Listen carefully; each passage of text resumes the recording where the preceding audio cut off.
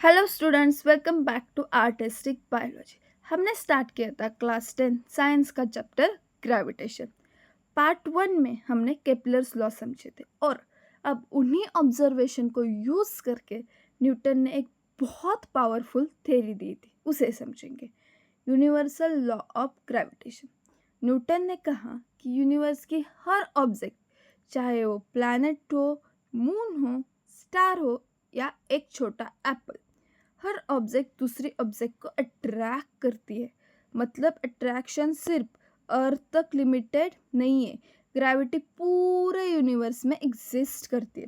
अब स्क्रीन पे जो ये डायग्राम दिख रहे हैं उसमें दो ऑब्जेक्ट दिए गए हैं, यम 1 और यम 2, और दोनों एक दूसरे को अट्रैक्ट कर रही है और उनके बीच जो डिस्टेंस है उसे डी ने रिप्रेजेंट किया है। अब न्यूटन ने बताया ग्रेविटेशनल फोर्स दो चीज़ों पे डिपेंड करती है। पहला, मास ऑफ द ऑब्जेक्ट, जितना ज़्यादा मास उतना ज़्यादा अट्रैक्शन, और दूसरा डिस्टेंस बिटवीन देम, जितना ज़्यादा डिस्टेंस उतनी कम फोर्स। इसी रिलेशन को मैथमेटिकली लिखा जाता है F is equal to G into m 1 into m 2 divided by d square. यह एफ यानी ग्रेविटेशनल फोर्स। यम 1 और यम 2 दोनों ऑब्जेक्ट के मासेस है और डी उनके सेंटर के बीच का डिस्टेंस। डायग्राम में जो ये लाइन सेंटर को ज्वाइन कर रही है उसे ग्रेविटेशनल फोर्स हमेशा उसी डायरेक्शन में अट्रैक्ट करता है। समझ में आया? ये जो लाइन सेंटर को ज्वाइन कर रही है, ग्रेविटेशनल फोर्स हमेशा उसी डायरेक्शन में एक्ट करती है। एक इम्पॉर्टेंट पॉइंट नोटिस करो, डिस्टेंस स्क्वायर में है। इसका मतलब अगर डिस्टेंस डबल हो जाए तो फोर्स 4 टाइम कम हो जाएगी, लेकिन अगर किसी एक ऑब्जेक्ट का मास डबल कर दिया जाए तो फोर्स भी डबल हो जाएगी। यह जी एक कांस्टेंट है जिसे यूनिवर्सल ग्रेविटेशनल कांस्टेंट बोलते हैं।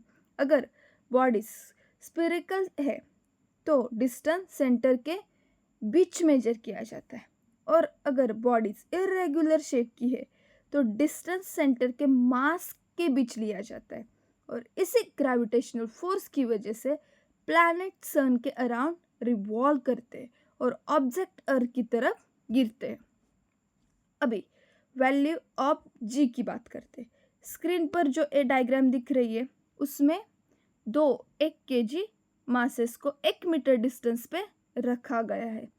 न्यूटन ने एक्सपेरिमेंटली फाइंड किया इन दोनों बॉडीज के बीच एक very small gravitational force act करती है, और इसकी एसआई वैल्यू होती है G is equal to 6.67 into 10⁻⁻11 newton metre square पर kg स्क्वेयर।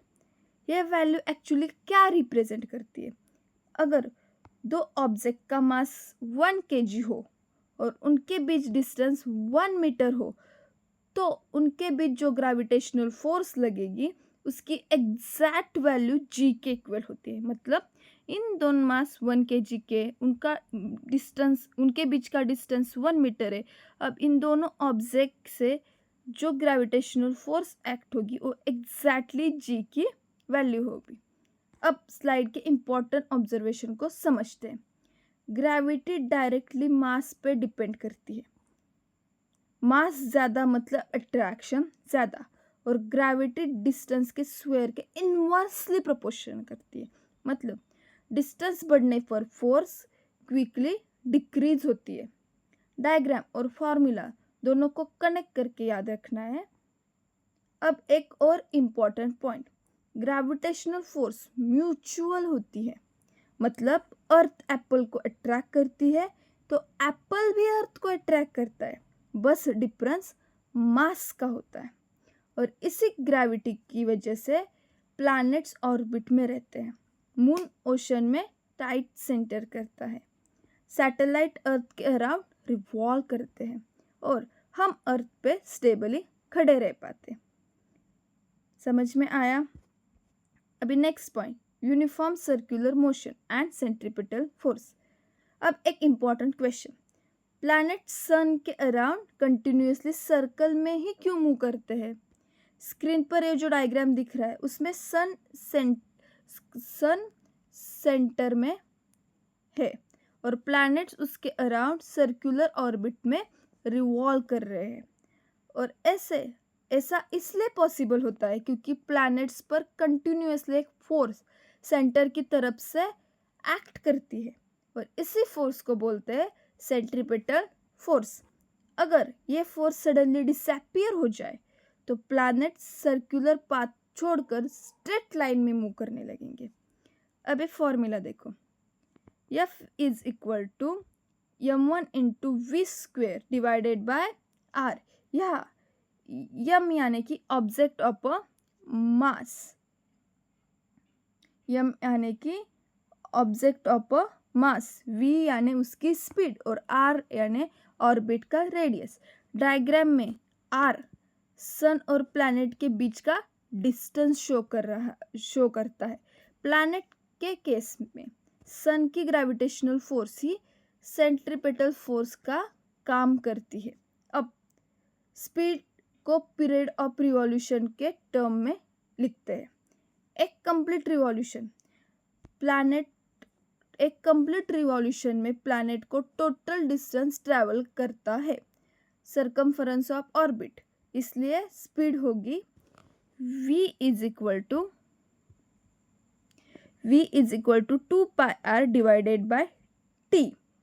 मीन्स एक कंप्लीट रिवॉल्यूशन में प्लैनेट को टोटल डिस्टेंस ट्रैवल करता है सरकमफरेंस ऑफ अ सर्कल। जब सन एक पूरा प्लैनेट जब सन के अराउंड एक पूरा रिवॉल्यूशन करते हैं तो एक सरकमफरेंस ऑफ ऑर्बिट कवर करते हैं और इसलिए उसकी स्पीड क्या होगी, v is equal to 2πr यानी perimeter of a circle divided by t। यहाँ t पीरियड ऑफ रिवॉल्यूशन है, मतलब एक फुल ऑर्बिट कंप्लीट करने का टाइम। अब जब वैल्यू को सेंट्रीपिटल फोर्स वाला फॉर्मूला में सब्स्टिट्यूट करते हैं और केप्लर्स के थर्ड लॉ को यूज करते हैं तो फाइनल रिलेशन हमें क्या मिलता है, is inversely proportional to r square. और यही एग्जैक्टली न्यूटन ग्रेविटेशनल लॉ को सपोर्ट करता है। अब सेंट्रीपिटल फोर्स के इंपॉर्टेंट कंसेप्ट को क्विकली रिवाइज करते हैं। सबसे इंपॉर्टेंट पॉइंट, सेंट्रीपिटल फोर्स हमेशा सेंटर की तरफ एक्ट करती है। अगर आप एक स्टोन को थ्रेड से बांधकर सर्कुलर मोशन में घुमाओगे तो थ्रेड कंटिन्यूअसली स्टोन को सेंटर की तरफ पुल करता है और ये पुलिंग फोर्स से सेंट्रीपिटल फोर्स होती है। अब फॉर्मूला को ऑब्जर्व करो, F is equal to m1 into v square divided by r। अगर स्पीड इंक्रीज होगी तो सेंट्रीपिटल फोर्स भी इंक्रीज होगी, लेकिन अगर रेडियस बड़ा हो तो रिक्वायर्ड फोर्स कम हो जाएगी। समझ में आया? अगर स्पीड इंक्रीज होगी तो सेंट्रीपिटल फोर्स भी इंक्रीज होगा, लेकिन अगर रेडियस बड़ा हो तो रिक्वायर्ड फोर्स कम हो जाएगी। अब केप्लर थर्ड लॉ देखो, T square is directly proportional to r cube. इसका मतलब जो प्लैनेट सन से जितना दूर होगा उसका रिवॉल्यूशन कंप्लीट करने में उसे उतना ज़्यादा टाइम लगेगा। अगर प्लैनेट दूर है तो उसे रिवॉल्यूशन कंप्लीट करने के लिए ज़्यादा टाइम लगेगा, अगर प्लैनेट पास है तो उससे रिवॉल्यूशन कंप्लीट करने के लिए कम टाइम लगेगा। और इसी फिजिक्स की वजह से मून अर्थ के अराउंड रिवॉल्व करता है और सैटेलाइट स्टेबल ऑर्बिट में रहते हैं। समझ में आया? नेक्स्ट पॉइंट, अर्थ ग्रेविटेशनल फोर्स। अब स्पेसिफिकली अर्थ की ग्रेविटी को समझते हैं। अर्थ अपने आसपास की हर ऑब्जेक्ट को अट्रैक्ट करती है और ये फोर्स हमेशा अर्थ के सेंटर की तरफ होती है। स्क्रीन पर जो ये डायग्राम दिख रही है उसमें अर्थ, मून और आर्टिफिशियल सैटेलाइट दिए गए हैं। अर्थ कंटिन्यूअसली इन सबको अपनी तरफ अट्रैक्ट कर रही है। इसी वजह से जब कोई ऑब्जेक्ट छोड़ा जाता है तो वो वर्टिकली डाउनवर्ड गिरता है। जब कोई भी ऑब्जेक्ट हम ऊपर से नीचे छोड़ते हैं तो वर्टिकली वो डाउनवर्ड गिरता है। अब इमेजिन करो हम एक स्टोन को वर्टिकली अपवर्ड थ्रो करते हैं तो क्या होगा? इनिशियली स्टोन अप मूव करता है, लेकिन ग्रेविटी कंटिन्यूअसली उसके नीचे पुल करती है।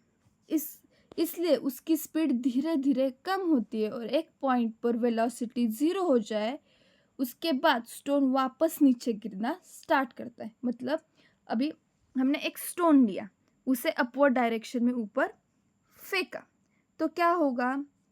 जितना ज़्यादा आपने फोर्स अप्लाई किया उतने फोर्स से वो ऊपर चला जाएगा, लेकिन अर्थ का ग्रेविटेशनल फोर्स उसे उसके सेंटर की तरफ अट्रैक्ट करता है। इसी वजह से वो स्टोन की स्पीड स्लो हो जाएगी, एक जगह पे जाके स्टॉप हो जाएगी और वो फिर से नीचे गिरेगा। अब एक इंटरेस्टिंग क्वेश्चन, अगर अर्थ एप्पल को अट्रैक्ट करती है तो एप्पल भी अर्थ को अट्रैक्ट करता होगा? यस, बिल्कुल करता है। न्यूटन लॉ के अकॉर्डिंग हर ऑब्जेक्ट दूसरी ऑब्जेक्ट को अट्रैक्ट करती है, लेकिन अर्थ का मास बहुत ह्यूज है, इसलिए एप्पल के अट्रैक्शन अर्थ के नोटिसेबल मोशन में नहीं होता। मतलब अर्थ का अट्रैक्शन ज़्यादा है as compare to Apple.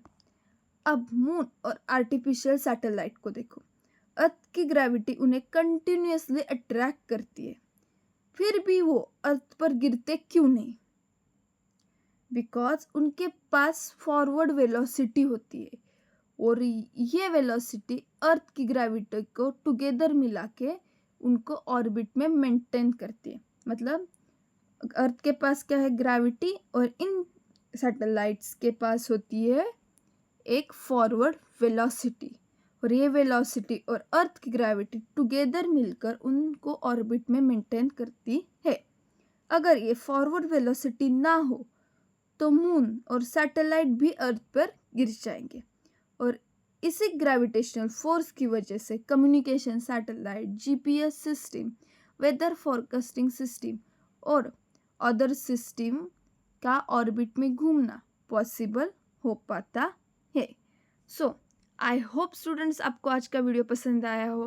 Video पसंद आया तो लाइक कीजिए और हमारे चैनल को सब्सक्राइब कीजिए, और ऐसे ही न्यू अपडेट्स के लिए बेल आइकन प्रेस कीजिए।